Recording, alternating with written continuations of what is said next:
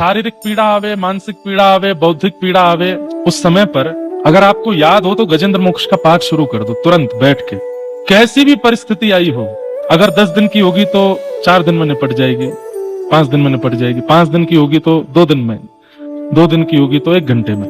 गजेंद्र मोक्ष इतना बलवान है। और उस गजेंद्र मोक्ष में भी आप कहें कि हमको नहीं आता तो याद करना शुरू करो, अब से शुरू करो, यहीं से ही लेकर के जाइए गजेंद्र मोक्ष का पाठ। लेकिन अब इसमें एक सूक्ष्म बात ये आ जाती है कि पीड़ा आने पर हम ठाकुर जी को परेशान कर रहे हैं कि ना तब पीड़ा दूर करो, पीड़ा दूर करो, पीड़ा दूर इसलिए मत करो कि मैं सुखी हो जाऊं, पीड़ा दूर इसलिए करो कि आपका भजन नहीं बन पा रहा है इस पीड़ा में, इसलिए दूर करो ना।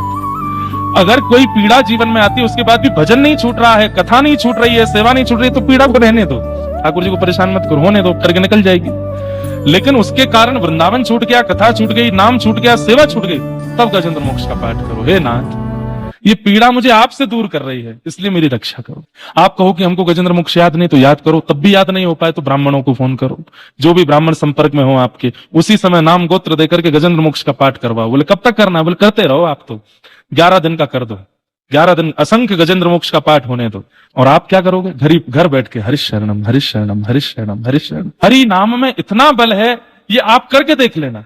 ऊपर चढ़ते हैं, सांस फूलती है, चलो अभी एक्सपेरिमेंट करवाते हैं। हम पहली बार गए, हमसे पहले 2-2 दिन पहले लोग आ गए।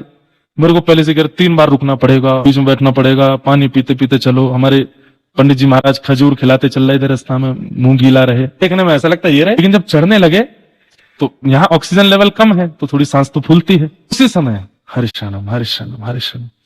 अब इसमें पता क्या है, जब आप हरि बोलते हो तो श्वास भीतर जाती है, शरणम बोलते हो तो बाहर आती है।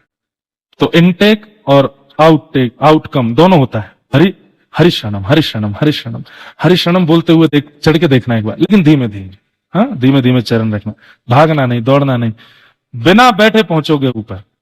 ये मेरी मैं अपनी जिम्मेवारी पर नहीं, हरि नाम की जिम्मेवारी पे बोल रहा हूं। हरि नाम की जिम्मेवारी पर आप देखना, बिना रुके पहुंचोगे। गति धीमी रखना और धीमे धीमे चलना, श्वास पर फोकस करना। श्वास लेते समय हरि, छोड़ते समय शरणम, हरि शरणम, हरि शरणम। एक गति बनेगी, रोज करके आ सकते हो दर्शन। हाँ, ये चीज पर अगर आप पास आउट हो जाओ, लगे कि यार निकल गए, बस इसको फिर जीवन में अप्लाई कर देना। चाहे जैसी परिस्थिति, कितनी भी विशाल स्थिति, कितने भी पहाड़ सामने आ जाएं, हरि नाम लेकर के निकल जाइए। बहुत बल है हरि नाम में, 2 अक्षर का नाम है, लेकिन इतना बलवान है, आप उसका अनुभव करके ही कर सकते हो, बताने से नहीं होगा।